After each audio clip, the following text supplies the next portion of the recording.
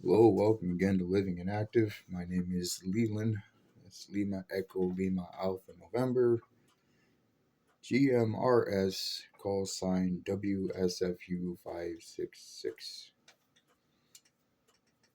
I don't know how long I'm going to keep introducing my videos like that, but for now, I need to get used to saying it just in case I keep, building up on using GMRS radios to practice with to get my basic area communication network established, finding repeaters and everything else, and just getting out and about in the radio community as a point of contact should things happen.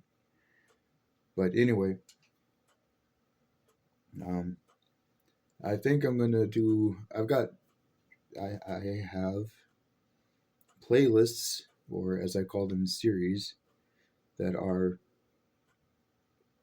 dedicated to many things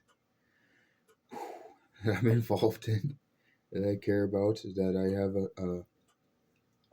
I think a calling and equipping to teach to people. As you can tell, if you've seen some of my previous videos,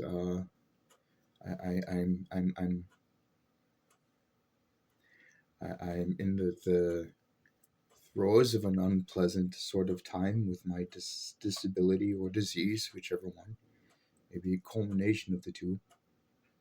But this kind of works for the first video of this series. I think I'm going to do a series. I need to do a series on specifying what it is I mean by living a life that is a constant application of the testimony of God and His Word, uh, which is the premise behind Living and Active in general. And so I'm going to do a playlist very specifically about how that translates into living a life alone as an incomplete quadriplegic. And for those of you who don't know, I am an incomplete quadriplegic at C6, C7. I have higher levels of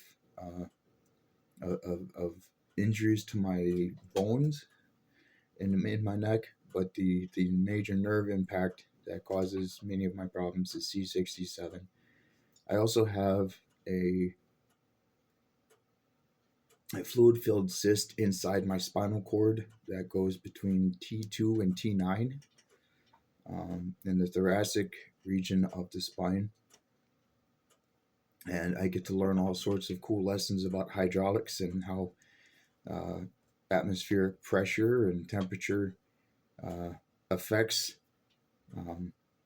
the volume and fluid specific gravity inside of it closed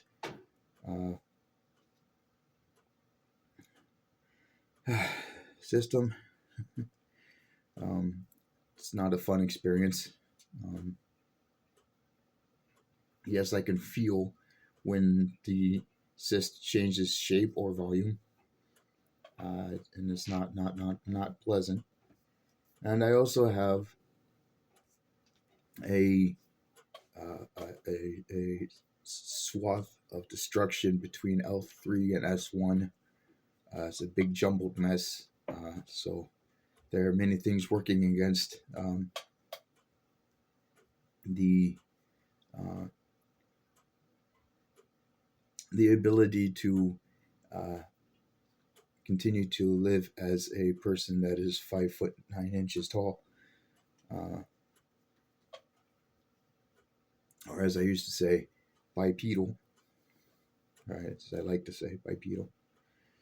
So today, I want to kind of start this series. I'm not going to be able to cover everything in one video, but I want to do sort of a sub-series to begin this playlist with some of the adaptive things that I use to make things more manageable and livable as I go about things that are necessary for me to do to be a good steward of this life that God has given me and the place that He has allowed me to occupy, um, and the provisions and the blessings of skills and everything else that He has uh, brought me into, um, and to not let anything or any opportunity go to waste. So, being a C6, C7 incomplete quadriplegic, I do have um, some function. My hands, you'll notice in this video that I'm not yet wearing braces. Um, I normally do wear braces because this length, this is where the damaged nerve conductivity or whatever else is happening takes place. It's on this side of my hands. Um, so I do still have hands that sort of look like they function as well as a paraplegic's hands do, but they don't. I drop things all the time. Uh, I'm constantly picking up things, or trying to pick up things that I think I should be able to, and then I just realize too late that I don't have the function there that I was assuming I had. Just with all things with my disability and disease, they all kind of come and go in varying degrees of severity. So it's every day is an adventure. Um, but obviously, because of circulation and skin issues and not developing sores on my skin, I don't wear wrist braces or whatever all the time. But I do wear them a good deal of time. Uh, I don't wear them all day, every day, but I do have occasion every day to wear at least some kind of wrist brace. Uh, it's not as much of a deal, the skin integrity issues on like my hands, my arms, upper body, as it would be on like anything in my lower body, or because I'm in a wheelchair, anything that's in constant contact, um, things like pressure sores or whatever else, because those kinds of wounds would be very difficult for me to actually treat. And if I get something like that that's severe enough to need medical treatment, um, I would probably not be able to live very well on my own, because I'd have no way of continuing the daily activities and properly treating the wound simultaneously. Um, if a pressure sore gets bad enough, it's bed rest. You cannot put anything on that wound until it heals, which means somebody has to be here to do all of the things around the house, and I would not be able to do any of them. So there's that. So there's a very good reason to be hyper vigilant about skin integrity issues and not developing pressure sores. But things like sores and wounds on my feet that I get all the time somehow never heal. They don't do regular things. Like I can just kind of barely bump something and it will look like I've scraped some of the skin away and it'll stay red and stay red and stay red. And then like it's just everything that happens to my feet leaves a mark and those marks don't go away. So it's kind of weird. But specifically in terms of how I handle the issues with my wrists and everything else. Um, I used to be quite a strong fellow. I used to be a martial artist. I used to be a power lifter and an infantry soldier and all kinds of other cool things. Now, as you might guess, those things are kind of behind me.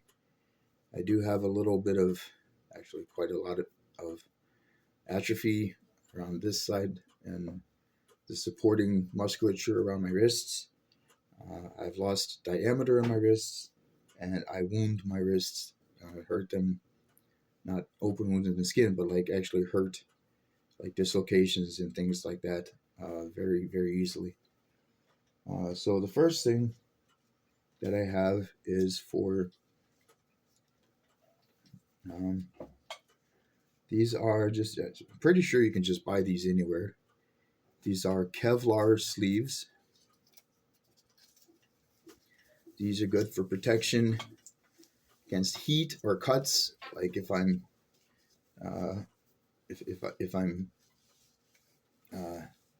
doing anything, these are washable, by the way, which is helpful depending on what you're using. But they go all the way up above the elbow. Um, they're a good line of protection against heat and cuts, like I said. So things um, like some of the things that you do with like handling hot jars for some of the dehydration projects, or um, like food prep or anything else like that. If I have an issue where I'm trying to grip something and I fumble, uh, and my hand slips or whatever, I'm not as likely to actually cut myself. I could probably still puncture myself, but if it's more of a sliding thing, I'm better protected against my own neurological failings with these. These may look pretty cool. I might wear them if I do some harp playing videos, because a lot of harpists wear these. There's a little bit of supporting the wrists. Um, and for things like, because my body temperature regulation is kind of weird, these are great for keeping a little bit of warmth around the affected areas of my wrist and fingers, that actually help reduce some of the nerve pain that I get in my arms and hands, which is very helpful for anything where I have to kind of reach out. The nerve impacts of my C67 injury are both on my spinal cord itself and on the two nerve roots that branch off from that juncture into my arms. So I've got like a three-way pressure on that point, and so I get all kinds of issues in arms, hands, whatever. So having something like this to protect against, say I'm cutting apples or potatoes or whatever, and I have this thing where like this entire region has a muscle spasm, and I have an uncontrolled movement of my hand that's holding the knife, or loss of control of my fingers or whatever, I'm much less likely to cut myself wearing these. They do get very warm and itchy after not a lot of time, but still, I'd rather be warm and itchy than bleeding. Um, but these are very specific. Like I wear these only when I'm doing the very specific things that I got these for. Um, Now I'm going to go into and I think all the rest of these that I'm going to show you, these are all made by a company called Mueller, Mueller. And I have three different levels uh, of protection here. The first one is just basically a wrist wrap. If I need to do something kind of unexpectedly or quickly, and I know I need some kind of wrist protection, I grab these, basically just kind of anchor them on the thumb hole, and you can set these up in one of two ways. You can either go around the back of your hand to put more protection here, and then go around, and it just Velcros in. And this is good for creating this kind of higher level of protection and reinforcement here on this side. But I do sometimes have problems with this area, so if I want more protection there, like through here,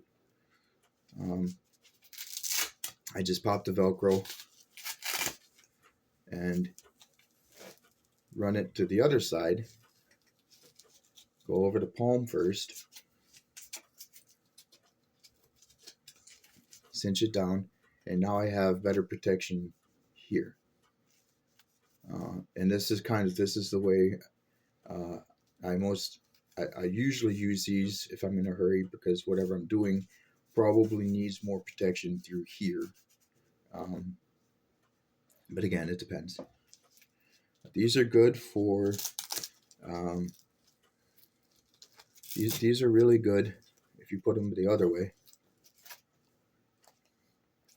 They also stick very well to crocheted ponchos, by the way.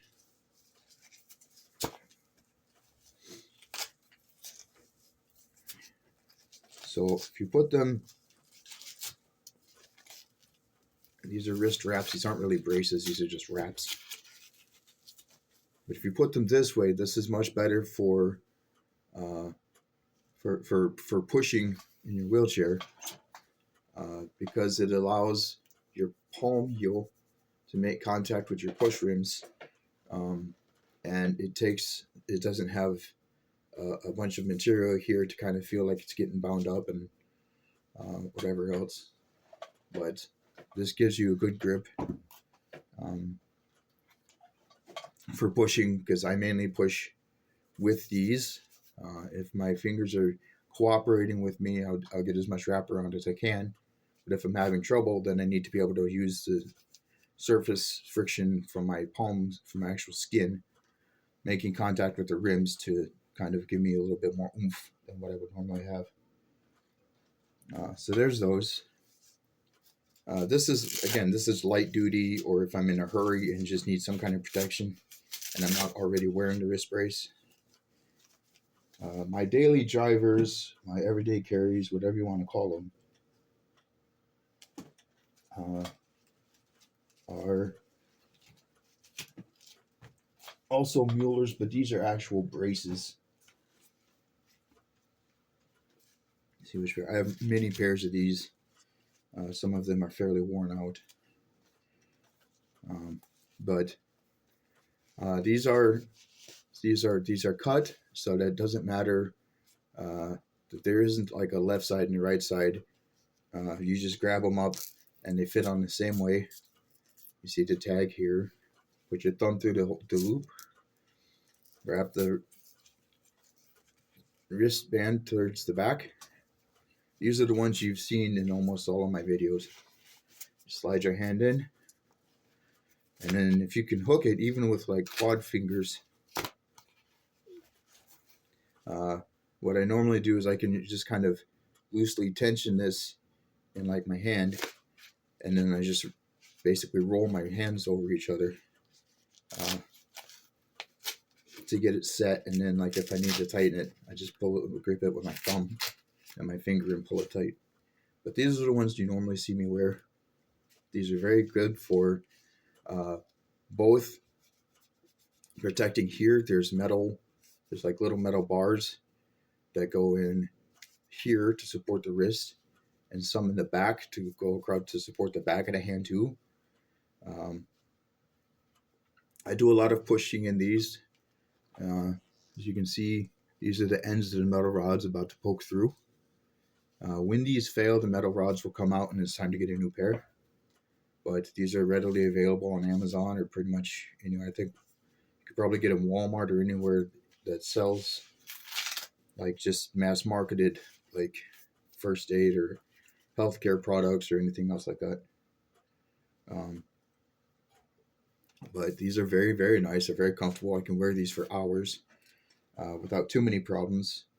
But again, I do take them off every once in a while just to let the skin breathe. But yeah, these are nice. Obviously, I don't wear them for some things. Going to the bathroom, washing my hands, handling like sloppy food or whatever, because having to wash these a lot will wear them out faster.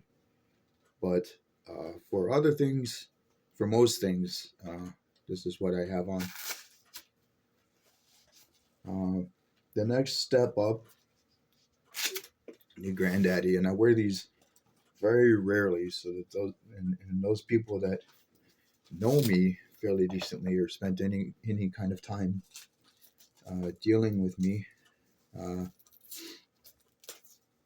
know that if I have these next ones on, I'm having a very hard time. So these are also Mueller's. This is called an X brace, I think, because of this shape. And this is more metal bands or rods or whatever, bars. And the way to put these on is these also aren't uh, labeled left or right, but I mean, once you get them going, it's kind of explanatory how they go on. So this straight blue stripe here goes here and does exactly what it looks like it does. It protects this from flopping over too far left or right. Thumb hole here and here, so it doesn't matter left or right. I can just put it on, slide it in. This does take a little bit of uh, oomph to get it on the hand because it is so rigid. And then again, wrap around to the back, wrap towards the back, to the front, with the Velcro set. And then you'll see this X shape here to support over the, it meets here at this really weak spot that I have, and I'm grateful for it. But then the protection goes from this point to this point, and so it just kind of straightens the whole thing, keeps everything locked in very well. I still have what I can use with my fingers. It does get in the way for like pushing in a wheelchair, so this is better for either just when I'm not doing anything and I'm just having a really hard time with just like picking up a coffee cup or a water bottle, whatever, and it's causing pain, and I'm just having problems holding on to things, and I'm not really doing much pushing. This is great for that. I have slept in these a couple times, what I call sleep, but yeah, this is kind of like my final ultimate escalation when it comes to my wrist braces. I don't remember how much these cost, and I don't know. I know these. I bought these on Amazon. I don't know if anyone else carries them, but I think pretty much if any other company regularly carries Mueller brand orthopedic wrist braces, wrist tapes, whatever, then they should carry these. Many of you old school Street Fighter fans may think these look kind of sporty, if you were, but no, this is basically like a low level reusable splint in place, basically. So, like I said, when people see me wearing these that know me, they know I'm having a bad time of things indeed. Now, I don't really use the next items very often because I live in a very hilly kind of terrain, and pushing around town is not very feasible for me on a regular basis. But before I started wearing the wrist braces more regularly, I had wheelchair gloves. There's a little bit, kind of, sort of, you can get a little bit of compression, I guess, around this very thin band around the wrist. But the problem is all this here and back is exposed. There's no rigidity to it or whatever, and there's no rigidity here, which is problematic. But for pushing, for people this would be good for paraplegics, I suppose. But the thing here is that these look kind of like regular fingerless bicycle gloves. They've got the little straps here to help pull them off. That's what these are for, in case you didn't know, to help you get the glove off. But they've got the full thumbs with the extra material here that you can see I've already taken a little bit off of, to help grip push rims and protect your hand if you're really pushing and you don't have the specially push rims that I have, and you find yourself needing to actually place your thumbs on the tread of the tire to get enough leverage to actually, you know, traverse the terrain you're trying to get across or up a hill or whatever. These are wonderful at saving you from the nasty and very slow healing wounds and sores that come like this entire area from having to push in those situations. So these, they don't last long because it's a high it's a high contact and high friction kind of thing, and there's not really material that can sustain those kinds of forces for very long that are still wearable. Um, so you go through a lot of these, but this brand is these aren't Mueller. This is a brand called BTR, Born to Race. Um, I have a neighbor, and whenever I try another pair uh, of wheelchair gloves, and I get the sizing wrong because everybody's sizing charts are different. Uh, he's avid into hand cycling and all kind of and regular bicycle riding. So whatever doesn't fit me or work for me, he's always happy to try them out for bicycle. Uh, so, but yeah, like I said, I have another set that I haven't had a chance to try yet. It's got a wider wristband that looks like it'd offer more support. I just got them recently. They're still in the package they came in. Haven't had a chance to really open them or opportunity to test them out. But they are full leather, and again, it's the same thing. It's fingerless with the removal straps and a full thumb for pushing. Uh, but yeah, so I don't know how much entertainment value this series is going to have. Probably not much, because this is all about information, sharing information, teaching, encouraging, um, especially the encouraging. Um, and I want to say that nothing that you see here. Hang on, I've been doing too many small movements with my hands, and I'm starting to feel it in the making of this video. So I've got to take off the wheelchair gloves and put on my actual braces now. Please stand by.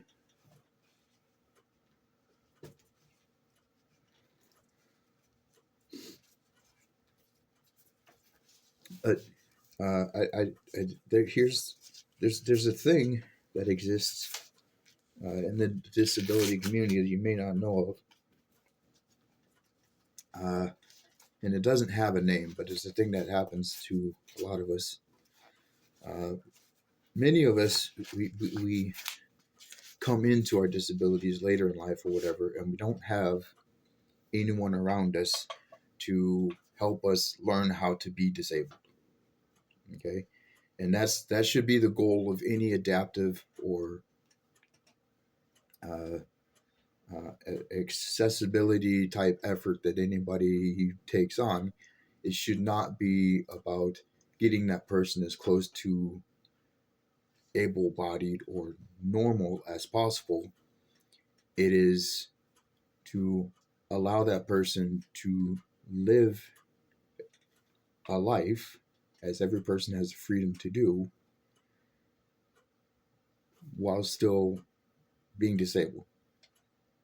And it is a different skill set. It's not like, oh, I can't use my legs, I guess, so everything's just going to have to be put down lower. There's so much to learn, and all of the things that there are to learn are incredibly specific to whatever your level of injury is. Not every person that's an incomplete C67 quadriplegic has as much uh, function in their hands as I do, and there are some incomplete C67s that can actually still walk. So it truly depends. I mean, they talk about adaptive technologies and everything else. This is, if you want to find a group of people that you can assume are stereotypically good at problem solving, make friends with a disabled person that lives alone. because I promise you they know how to figure stuff out. But the problem is that even we see things on YouTube, from people that that look up to, that we admire, whatever. Um, and there's a lot of things where, like, well, if I can do it, you can do it, and trying to get people who are disabled to um, kind of leading them into overestimating what they should be capable of doing with their level of injury. Um, and it's cool to see the people who can achieve those higher marks, uh, to get them done, and for their own benefit or whatever. And it's fun to watch, the paraplegic um, bodybuilders, and this guy Wheels that does the wheelchair BMX stuff in the skate parks, where he goes off these ramps and does flips and jumps and all kinds of other stuff in his wheelchair. I'm of the opinion, no thanks. Uh, I don't. I'm already in a chair. I don't need to tempt the Lord my God and see how much more hurt I can get and not die. I don't need to do that. There are other ways, because I trust the testimony of the Word of God.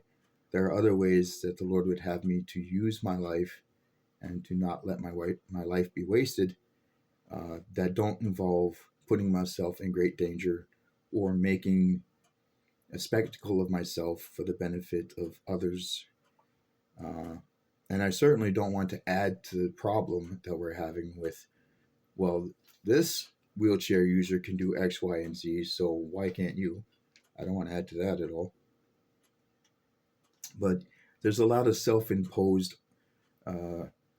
overestimation that happens. And a good example is I have a wheelchair accessible van.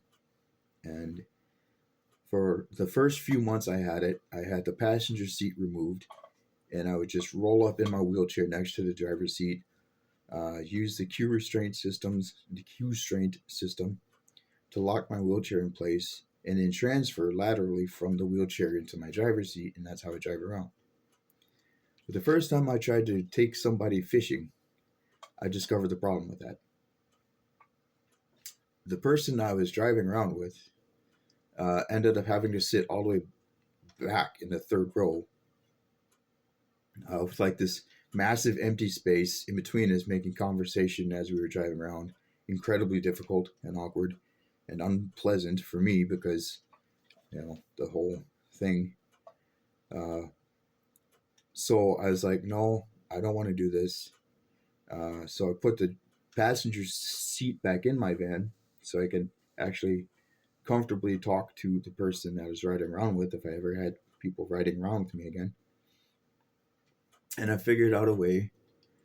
I'm getting ahead of myself. But I've seen all the videos of paraplegics that have regular vehicles. Okay. They have regular vehicles, and what they do is they roll up to their driver's side door. They open it. They transfer from the wheelchair into the driver's seat, and then they tilt the steering wheel all the way back, and then they slide their seat all the way back, and then they dismantle their wheelchair piece by piece, and they drag it. They reach down outside the vehicle, and they pull each piece across them in front, and then turn to the side and stash it either in the passenger seat next to them or behind the passenger seat. And what they're left with is the frame of the wheelchair. And that last piece, they twist and they reach over and they lift up and they bring it in front of them and they set it down next to them, whatever, and everything looks all smooth and fine and whatever. I watched these videos thinking I could do the same thing, and I tried that with my van after I put the passenger seat back in, and I realized these videos are being made by paraplegics. I'm not a paraplegic. So many problems. I almost fell out of my van a couple times trying to bend and twist and lean over and hold myself in place and still get enough leverage to kind of lift and then drag the things in front of me and then continue the motion. It wasn't happening. So I figured out a way to simply deploy my ramp and then roll up into the van, and I'll park. I've got the passenger seat pushed all the way up when I'm by myself. And then I just park at an angle in between the driver's seat and the passenger seat. And I use the gap between the two seats and the headrest mount for the passenger seat to sort of kind of shimmy my way from the chair into the driver's seat. And I don't worry about locking down the wheelchair at all. I just set the wheel locks. I don't use the external restraints or whatever, and just kind of goes wherever it needs to. And then when I stop wherever I'm going, I just kind of get set in the driver's seat, and I maneuver the chair to where I need it to transfer back into, and I do the reverse, and it works wonderfully well. And I have been able to take someone, have a passenger, and take someone driving out to storage one night, and the conversation was nice. It was wonderful to have someone riding along with me and talking to while I drove. So it accomplished everything. But yeah, many of us who get injured, once we get injured, we the only place we know to go to turn to, unless we have the ability or the desire to spend way too many hours hanging out in some occupational therapist's office. Many of us, we have to figure this stuff out on ourselves, and the only person we have to go to as a role model are the people on YouTube. So there's a lot of room for appreciation for the work that they're doing to try to help people at least have a starting point for learning how to be disabled. But there's still a huge margin of error where people, no matter who they are, no matter what they used to do, no matter what they used to be like, all people with a disability have to learn how to live inside the constraints of their own personal, unique individual disability. So I'm saying this for the benefit of disabled people and for those who know disabled people, as an encouragement to one and as a teaching moment to the other. So just because you see somebody in a wheelchair do X, Y, Z, that person may be a paraplegic with a different level of injury. And the other person you know in a wheelchair might be quadriplegic, or they might be a paraplegic of a different level of injury. Or they might just have different issues that came from the severity and the placement of their injury. So don't make any assumptions about what wheelchair people can or can't do, or what they should or shouldn't be doing based on what you see on YouTube. Everybody is an individual, and God has blessed each disabled person with whatever He has left them with the ability to do, and it is how they, with a clear conscience before the Lord, steward those remaining abilities that brings them into a fulfilling and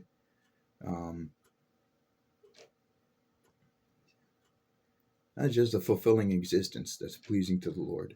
So let us a little bit of information, a little bit of teaching, maybe a little bit of preaching. I don't know, but that's the first episode. I'll do another one once I figure out another group of adaptive equipment or hacks or whatever to talk about. So until then, until next time, if there is a next time, God bless you. And keep watching the other playlists, because who knows what I'll be posting next. Anyway, good night. I'm out of here.